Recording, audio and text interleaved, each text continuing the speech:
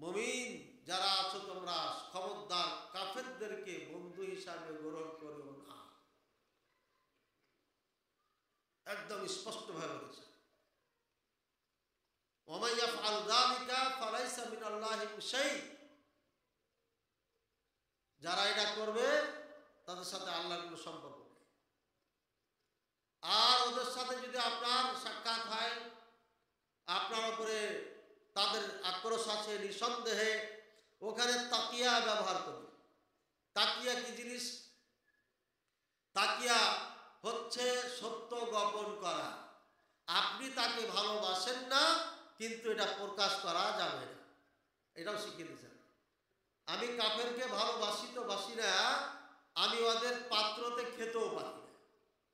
দেওবন্দ পড়াকালীন এক ইমাম সাহেব প্রতিবেশী হিন্দুর বাড়ি আমাকে নিয়ে গেল। পাক পরিষ্কার সব ঠিক আছে, আমাদেরকে বিস্কুট খেতে দিয়েছে, আমি এক টুকরাও খেতে পারি, পানি তো খাওয়া দূর, খেতেই পারিনি, আমি রুচি হয়নি আমার। এটা আল্লাহ পাক রব্বুল আলামিনের পক্ষ থেকে আমাকে ওস্তাদেরা শিখিয়ে দেয় নাই, কিন্তু কোরআন থেকে আমি যা পড়েছি পেয়েছি, ওখানটা আল্লাহ পাক হয়তো অন্তরে বসিয়ে দিয়েছে। তারা যত পাক পবিত্র হোক, আমি তাদের রেস্টুরেন্টও খেতে পারি না। আমি যদি জানি যে এটা মিষ্টি হিন্দু দোকান থেকে নিয়েছে, তাহলে আমি খেতে পারি না। খেলে যদি খাই কখনো খুবই অরুচির সাথে, অভক্তির সাথে খেতে হয়। ঠিক আছে, ইন্ডিয়াতে অনেকগুলো মিষ্টি নিয়ে এসছে, যত প্রকার আছে, হিন্দু না মুসলিম, মানে হিন্দু দোকান। চলো বহরমপুরে গেলাম, হায়ার লেভেলের শহরের সব থেকে ভালো রেস্টুরেন্টে নিয়ে গেল। আমি বললাম যে না, এটা চলবে, রুচি হয় না। আর আপনি বলে বিয়ে খাবেন, আপনি ওর বাড়িতে মুরগি খাবেন, হাঁস খাবেন, বতক খাবেন, হ্যাঁ কত কি খাবেন, চুয়ানি তো আছি। নাউযুবিল্লাহ সুম্মা নাউযুবিল্লাহ। ইন তামসাসকুম হাসানাতুন তাসুহুম, যদি তোমরা কল্যাণ পেয়ে যাও, কল্যাণ তোমাদের স্পর্শ করে, তাহলে তারা কষ্ট পায়। আমরা যদি ভালো অবস্থায় থাকি, তারা কষ্ট পায়। কি সুন্দর কথা! কখন বলেছেন আল্লাহ? কখন বলেছেন বলেন তো? 14 বছর আগে? 1400? না না, আসমান জমিন সৃষ্টির 50,000 বছর আগে আল্লাহ লিপিবদ্ধ করেছে। কত বছর আগে? মানুষ সৃষ্টির আগে নয়। সহিহ মুসলিমের হাদিস, ইন্নাল্লাহ কাতাবা মাকাদিরাল খালাইক ক্বাবলা ইয়াখলুকাস সামাওয়াতি ওয়াল আরদা বি 50,000 সানা ওয়া কানা আরশুহু আলাল মা। আল্লাহ পাক রব্বুল আলামিন আসমান জমিন সৃষ্টির 50,000 বছর আগে প্রত্যেকটি মাখলুকের তাকদীর ভাগ্য লিপিবদ্ধ করে রেখেছে। এগুলো লিপিবদ্ধ করা আছে। সুবহানাল্লাহ। বাড়ি করার আগে প্ল্যান করেন না, সবকিছু ইঞ্জিনিয়ারের লেখা টেখার পরে না আপনি মিস্ত্রি নিয়ে ডাকেন না, আগে মিস্ত্রি লাগিয়ে পরে প্ল্যান করেন। আল্লাহ তাআলা সবকিছু লিপিবদ্ধ করার পরে রাজত্ব এরপর স্টার্ট করেছেন। একের পর এক আল্লাহ সৃষ্টি জীব বাড়িয়েছেন। আল্লাহু আকবার। ভাই আমার, ওয়া কানা আরশুহু আলাল মা, আসমান জমিন কিছু ছিল না, আরশ ছিল পানির উপরে। হাদিস সহিহ মুসলিম। আল্লাহু আকবার। আমরা যখন কল্যাণ পাই তখন তারা কষ্ট পায়, এটা আল্লাহ কত আগে লিখেছেন। আর ঠিক দেখেন, সরকার পরিবর্তন হয়েছে, আমরা আনন্দিত হয়েছি, হয়েছি না? স্পষ্ট কথা এটা। যদিও আমার প্রেক্ষাপটটা একটু ভিন্ন ছিল। 2 মাদ্রাসা আপনার খুঁটি হয়ে যারা ছিলেন, তারা আওয়ামী লীগের নেতা ছিলেন। সব আওয়ামী লীগ যে খারাপ এটা তো বলা যাবে না। আমাদের মাথায় যারা ছিল, ভারতের সাথে এদের বেশি প্রীত হওয়ার কারণেই তারা আমাদের কাছে একটু খারাপ হয়েছে। কিন্তু সবাই তো খারাপ না। আমার ভাই, আপনার ভাই, আশপাশে যারা আছে, প্রত্যেকটি প্রতিষ্ঠান, আমার 2টি 3টি প্রতিষ্ঠান, 2টি প্রতিষ্ঠান চলমান, 3য়টা এবছর ইনশাআল্লাহ চালু করব ইনশাআল্লাহ। দোয়া করেন, আল্লাহ তৌফিক দান করেন।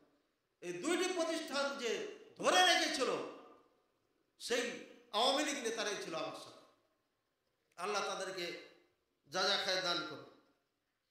যদি কল্যাণ তোমাদেরকে পায়, কল্যাণ তোমরা পাও, স্পর্শ করে, তাসুহুম, তাদেরকে কষ্ট লাগে। আমরা একটু কল্যাণ পেয়েছি। কি কল্যাণ পেয়েছি জানেন? ডক্টর ইউনূস জাতিসংঘে গেছে না যায়নি? গেছে না যায়নি? হ্যাঁ, ওখানে যাওয়ার পরে কি হয়েছে? গোটা পৃথিবী এক কথায় শেষ। নেতারা তার সাথে স্পেশাল বৈঠক করেছে। আর অনেক নেতা তো ছবি নিয়েছে তার সাথে।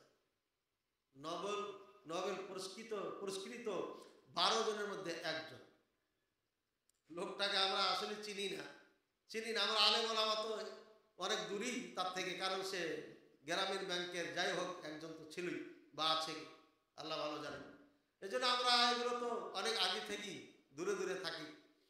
সাধারণ মানুষ, সরকার তার সহযোগিতা নিয়ে এই বাংলাদেশকে অনেক ঊর্ধ্বে নিতে পারত, কিন্তু এরা চীনাও তাকে মূল্যায়ন করে না।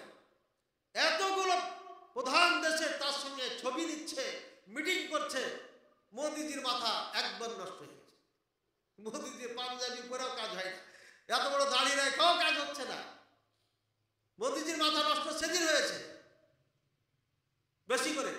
এরপর আমাদের এয়ারফোর্সের প্রধান ঘোষণা দিয়েছেন, আমরা পাকিস্তানের সহযোগিতায় কারখানা এখানে স্টার্ট করছি, অস্ত্র তৈরি করবো, কি মিসাইল টিজাইল তৈরি করবো, এগুলোতে নাম আমি জানি না।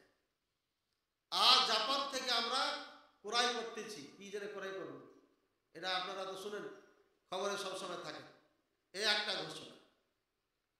আর লালমনিরহাটে পরিত্যক্ত এয়ারপোর্টকে তাজা করা শুরু করেছে বাংলাদেশ। আর এটা হচ্ছে ইন্ডিয়ার বুকের ওপরে, এখান থেকে ইন্ডিয়াকে পুরা দামে সাইজ করা যাবে। খাস করে 7 সিস্টার, এটাকে তো একদম সাইজ করা যাবে। এখন চিন্তা করছে ভারত, সাপ যদি আমেরিকা যায়, চীন তো আছি, পাকিস্তান তো আবার বন্ধুত্ব শুরু করে দিয়েছে, পেঁয়াজ আলু তো পটাচ্ছে, সব মিলে ঝুলে পুরা ভারতের মাথা নষ্ট। এই শাড়ি পরা মহিলাটা যে সাদা শাড়ি পরে বেড়ায়, মরার জন্য সবসময় প্রস্তুত, যে এই মহিলাটাও কইতেছে যে আমরা শান্তি বাহিনী পাঠাবো। পাগল কোথাকার, শান্তি বাহিনী তোমার দেশে পাঠাতে হবে। আমি আজকে রাত্রে আসার সময় একটা ভিডিও দেখলাম, একজন নারীকে এই দেশের শয়তানগুলো, হিন্দুরা নির্মম ভাবে তাকে পিটাচ্ছে আর ছটপট করছে নারীটা, বোরখা পরিহিত একজন নারীকে। এই হলো শয়তান মার্কা এই হিন্দু এসকনেটা, এরা নরপশুতে পরিণত হয়েছে। আর সকালে আজকে মোবাইল ওপেন করতে, ওই যে নাস্তা করতে যাচ্ছিলাম, ওপেন করলাম, মনে হয় হোটেলে বসে, আপনার দেখছি একজন যুবক, তার মা হবে, আর মাঝখানে আছে হয় স্ত্রী না হলে বোন। এই শয়তানগুলো তাদেরকে আটকায় আর জোর করে কালি মাখাচ্ছে, ময়লা মাখাচ্ছে, এবং ময়লা পানি ড্রেন থেকে নিয়ে তাদেরকে গায়ে ছড়ে মারছে, ভিজাচ্ছে, ভিজিয়ে দিয়ে লাঞ্ছিত করছে। আর সরকারি পৃষ্ঠপোষকতায় হাজার হাজার মসজিদকে তারা বুলডোজার দিয়ে আজকে মিশিয়ে দিয়ে মন্দির বানাচ্ছে। এই মোদি সন্ত্রাস জঙ্গি এই ইংলিশের পুরাপুরি দায়িত্ব নিয়ে আজকে শান্তিপূর্ণ দেশ ইন্ডিয়াকে অশান্তিতে পরিণত করেছে, এটাকে জাহান্নাম বানিয়ে দিয়েছে। আমি ইন্ডিয়াতে 4 বছর লেখাপড়া করেছি। আমি মনে করতাম যে আমার বাংলাদেশের জন্ম না হয়ে ভারতে হলে তো ভালো হতো, এবং ন্যাশনালিটি নিব কি নিব না, এটা নিয়ে একটা আপনার কনফিউশনে পড়ে গেছিলাম যে দেশে যাবো কি যাবো না। শুধুমাত্র ভাই বোনদের মহাব্বত ভালোবাসা চলে এসেছি, না তো বড় বড় অফারও ছিল আমার কাছে। এক গ্রামে ইমামতিও করতাম ছোট্ট বাজারের মসজিদে। যা হোক ভাইয়ের আমার, এই শান্তিপূর্ণ দেশটাকে এই সন্ত্রাসী আপনার মোদী সরকার এসে অশান্তি করে ফেলেছে। গুজরাতে 700 মা বোনদেরকে রাস্তায় নিয়ে এসে গর্ভবতী মহিলাদেরকে পেট ছিঁড়ে বাচ্চা এভাবে ধরে তারা হত্যা করেছে। 700 নারী পুরুষকে হত্যা করেছে, ঘরে বাড়িতে আগুন জ্বালিয়ে দিয়েছে। আর আমরা এই হিন্দুদেরকে তেল দিয়ে দিয়ে মানুষ করে করে আজকে আমাদের এখানে তারা এখন ফ্যান তুলে সাপের মতো আমাদেরকে ধ্বংস করছে। এই জন্য দয়া দেখায়েন না, এত গণতন্ত্র দেখায়েন না। এই জন্য বাংলাদেশ স্বাধীন করি নাই আমরা, যেখানে 5% হিন্দু কাফেরদের এখানে চাকরি হওয়ার কথা, 26% চাকরি তাদের হয় কেমন। আর বাংলাদেশ ভারতে আপনার চাকরি নাই, মুসলমানদের কোনো চাকরি দেওয়া হয় না। যদি চাকরি দেওয়া হয় তাহলে বিডিআরে দিবে, মোর মৃত্যু তুই মর আগে। যেখানে মরার কাজ আছে ওখানে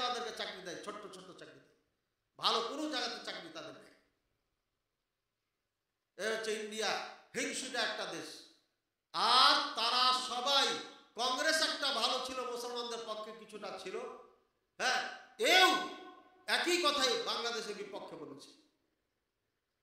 মাথা একদম নষ্ট। আমি দোয়া করছি আর বলছি, বিএনপি যারা আছেন লাফালাফি করেন না, একদম চুপ থাকেন, সাইলেন্ট থাকেন। আপনারাকে আমরা দেখেছি, আপনারা দেশকে পিছিয়ে দিয়েছেন। আমৃত্য রাস্তাঘাট করেছে, আপনারা তাও করতে পারেন না। না ভিক্ষা করার যোগ্যতা আছে, না সততার সাথে দেশ চালানোর যোগ্যতা আছে আপনাদের। আপনাদের আছে হিংসা। কি করেছেন দেশের জন্য? তিনবার প্রেসিডেন্ট বানিয়েছে আপনাকে, প্রধানমন্ত্রী বানিয়েছে। কি করেছেন দেশের জন্য? আপনি কিছুই করতে পারেন না। ভোটের জন্য লাফায়েন না। ডক্টর ইউনূস যতদিন বেঁচে আছে ও থাক, কোনো ভোট চলবে না। কিসের ভোট? ডক্টর ইউনূস সাহেবের আর একটা দূরদর্শিতা থাকার দরকার। আলেম ওলামাদেরকে নিয়ে মজলিস করছেন, আলেম ওলামাদের মধ্যে মজলিস করবেন। আমাদের আহলে হাদিসের মধ্যে দুটা বড় বড় সংগঠন আছে না নেই? জমিয়তে আহলে হাদিস। আমরা বাংলাদেশের একক, ভারত, পাকিস্তান, নেপাল, মায়ানমার, এক কথা গোটা ভারত উপমহাদেশে আহলে হাদিসকে এক নামে চিনে যারা, সেটা হচ্ছে জমিয়তে আহলে হাদিস। এটা একটা প্ল্যাটফর্ম। এখান থেকে দ্বিতীয় প্ল্যাটফর্ম বাংলাদেশের জন্য তৈরি হয়েছে আন্দোলন ডক্টর আসাদুল্লাহ গালেব স্যারের। এই দুইটা বৃহত্তম দল আমাদের বাংলাদেশে আছে। আজকে ডক্টর আব্দুল্লাহ ফারুক, ডক্টর আসাদুল্লাহ গালেব, দুইজন হাফিজাহুল্লাহ, দুইজনের নেতৃত্বে গোটা আহলে হাদিস সমাজ চলে। আগে ছিল 3 কোটি, আর আমি গত 1 বছর আগে ডক্টর মুসলিহউদ্দিন হাফিজাহুল্লাহকে বলেছি 3 কোটি আর বলা যাবে না, এখন 4 কোটি বলবেন। দিন দিন এতগুলো আহলে হাদিস বাড়ছে, আর আপনি 3 কোটিরই বসে আছেন, সে তো পুরানো কথা।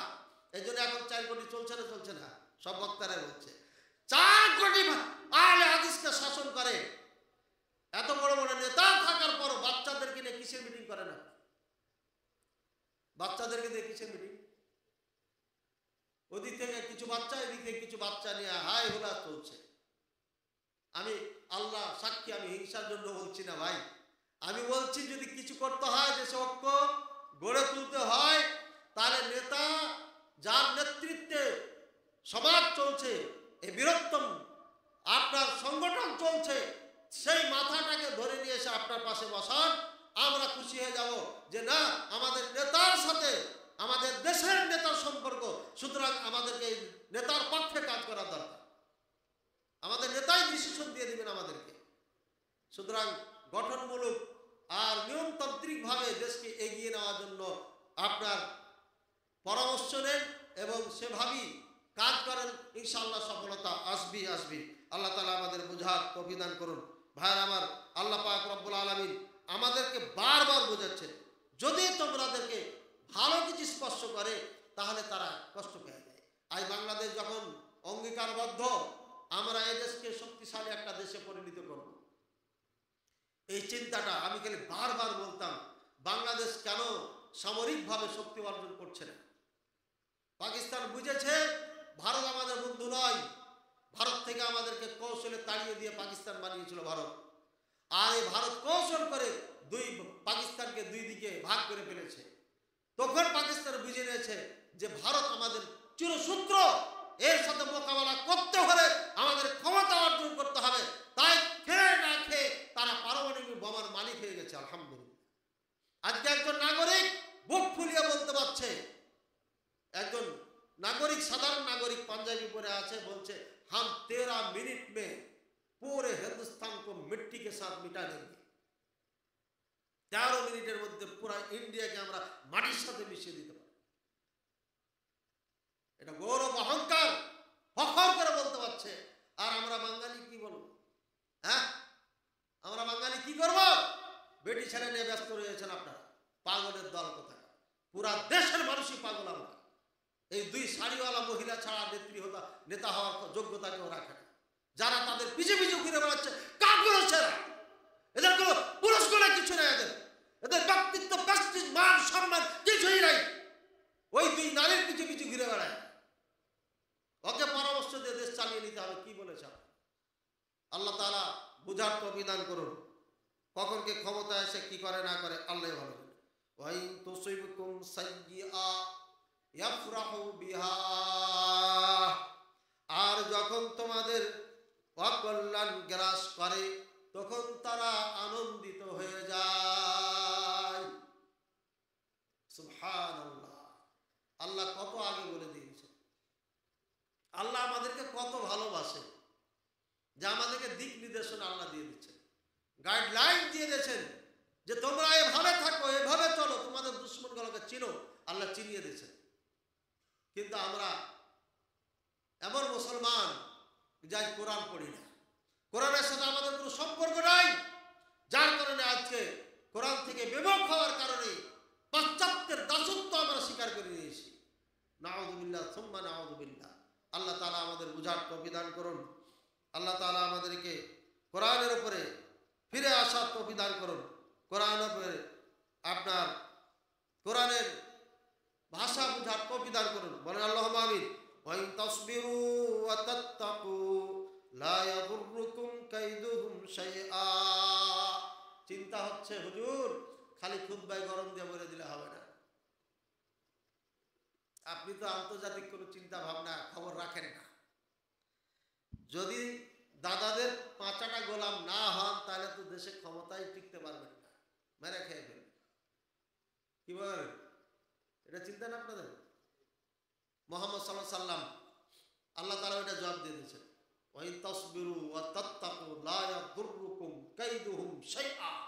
যদি তোমরা ধৈর্য ধারণ করো, যদি তোমরা আল্লাহ বিরুদ্ধে অর্জন করো, তাদের কোন চক্রান্ত তোমাদের কোন ক্ষতি করতে পারবে না।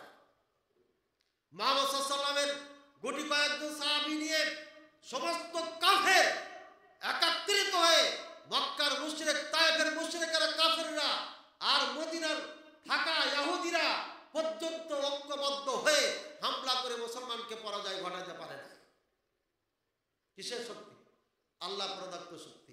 বদরের যুদ্ধে যুদ্ধ করছেন, সাহাবায়ে কেরাম বলছেন তলোয়ার নিয়ে আমি একে মারতে দিচ্ছি তো আরেকটা গলা পড়ে গেছে। একটাকে মারতে যায় এটা তো পড়লো আরেকটা পড়ে গেল ওখানে।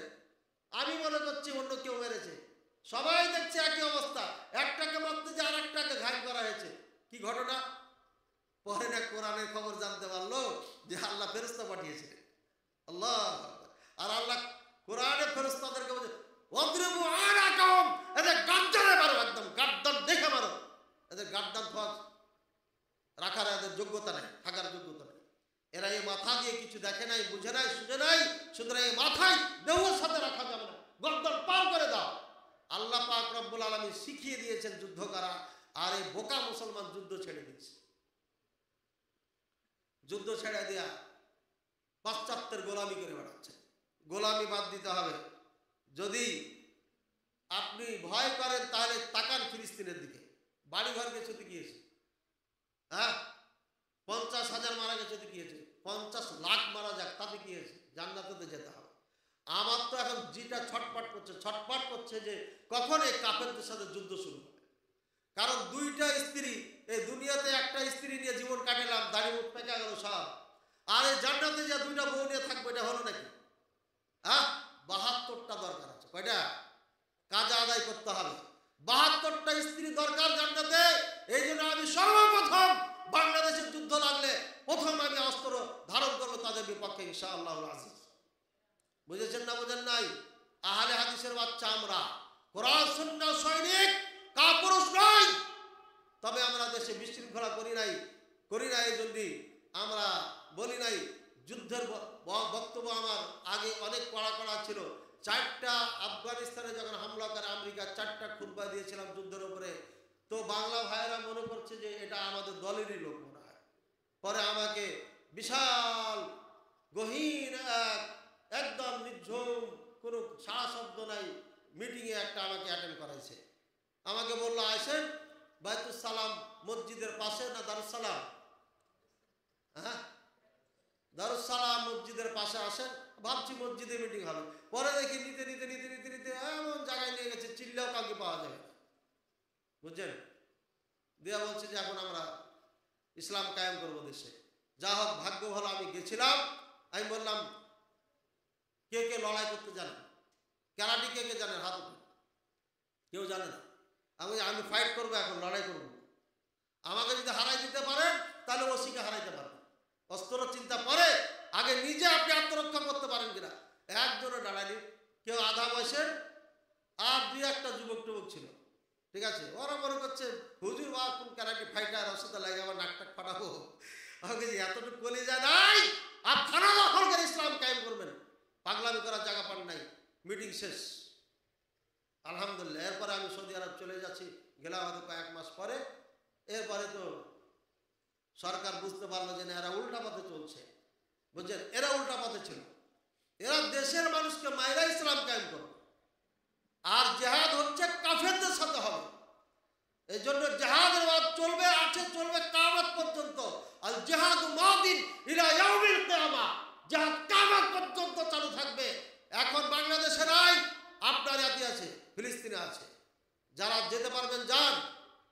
হ্যাঁ, ফিলিস্তিনের কথা বলে আসলে মনটা কাঁপে। আর আমাকে যেন খুব পাপী মনে হচ্ছে।